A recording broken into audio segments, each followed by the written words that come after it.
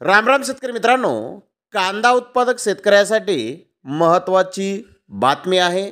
मित्रांनो, शेतकऱ्यासाठी कांद्याचे नवीन 3 वाण तयार करण्यात आलेले आहेत आणि 6 महिन्यापर्यंत याची टिकवण क्षमता या कांदा वाणांची आहे.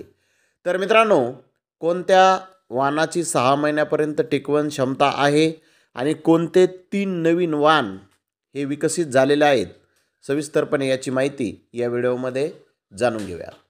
मित्रांनो, कांदा लागवड हा शेतकऱ्यासाठी एक फायदेशीर व्यवसाय असं म्हटलं जातं. मात्र बदलते वातावरण, उत्पादनासाठी लागणारा खर्च आणि कांद्याची टिकवण क्षमता कमी असल्यामुळे शेतकरी चिंतेत असतात. कांद्याची टिकवण क्षमता कमी असल्यामुळे नाईलाजाने कमी भावात ते विकावे लागतात. यामुळे समस्येवर तोडगा काढला आहे. कांद्याचे 3 नवीन वाण विकसित करण्यात आले आहेत, ज्याची टिकवण क्षमता जास्त आहे. या नवीन वाणामुळे शेतकऱ्यांना मोठा फायदा मिळणार आहे. मग आता हे वाण कोणते आहेत हे आपण जाणून घेऊयात. मित्रांनो, पहिला वाण आहे डोगर RGP3. हा कांद्याचा एक आकर्षक प्रकार आहे, जो पूर्णपणे लाल दिसतो आणि गोलाकार असतो. या जातीमध्ये डबल्स आणि बोल्टर नसतात. या कांद्याची सर्वात मोठी खासियत म्हणजे ती 2 ते 3 महिने साठवता येते. त्याचे उत्पादनही भरपूर आहे. तुम्हाला प्रति हेक्टर 207 क्विंटलपर्यंत उत्पादन मिळू शकते. ते फक्त 100 ते 105 दिवसात कापणीसाठी तयार होते.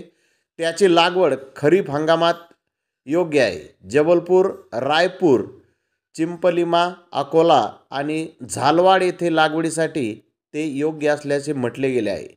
हे ICAR कांदा आणि लसूण संशोधन संचालनालय, राजगुरुनगर, पुणे, महाराष्ट्र येथे विकसित केले गेले आहे. तर दुसरी जात आहे डोगर 1625. ही कांद्याची उच्च उत्पादन देणारी जात आहे. यामध्ये कांद्याचा रंग चमकदार लाल असतो आणि त्याचा आकार गोलासारखा असतो. ही जात डबल्स आणि बोल्टर्स रोगापासून देखील मुक्त आहे. या रोगात कांद्याचे कंद तयार होत नाहीत.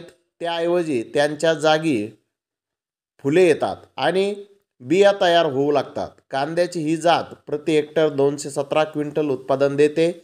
ही जात तयार होण्यासाठी 105 ते 110 दिवस लागतात. या जातीची लागवड खरीप हंगामात केली जाते. हे जबलपूर, रायपूर, चिंपलिमा, अकोला आणि साठी विकसित केले गेले आहे. हे ICAR कांदा आणि लसूण संशोधन संस्था, पुणे यांनी विकसित केले आहे. तिसरी जात आहे डोगर 1203 DR.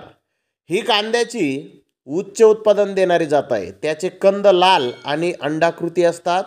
यामध्येही बोल्टर आणि डबल सी समस्या नाही. ही जात लवकर तयार होणार आहे. रब्बी हंगामात या कांद्याची लागवड केली जाते. रब्बी हंगामात त्याचे देठ सहज आणि आपोआप तुटतात, ज्यामुळे कंद खराब होण्याची शक्यता नसते. या जातीचे प्रति हेक्टर 278 क्विंटलपर्यंत उत्पादन मिळते. ते 5 ते 6 महिने साठवता येते. जुनागड, नाशिक, राहुरी आणि पुणे या भागात हे घेतले जाऊ शकते. हे देखील पुण्यातील कांदा आणि लसूण संशोधन संस्थेने तयार केलेला वाण आहे. तर धन्यवाद मित्रांनो, आपण माझा व्हिडिओ शेवटपर्यंत पाहिल्याबद्दल. व्हिडिओ आवडल्यास लाईक करा, शेअर करा.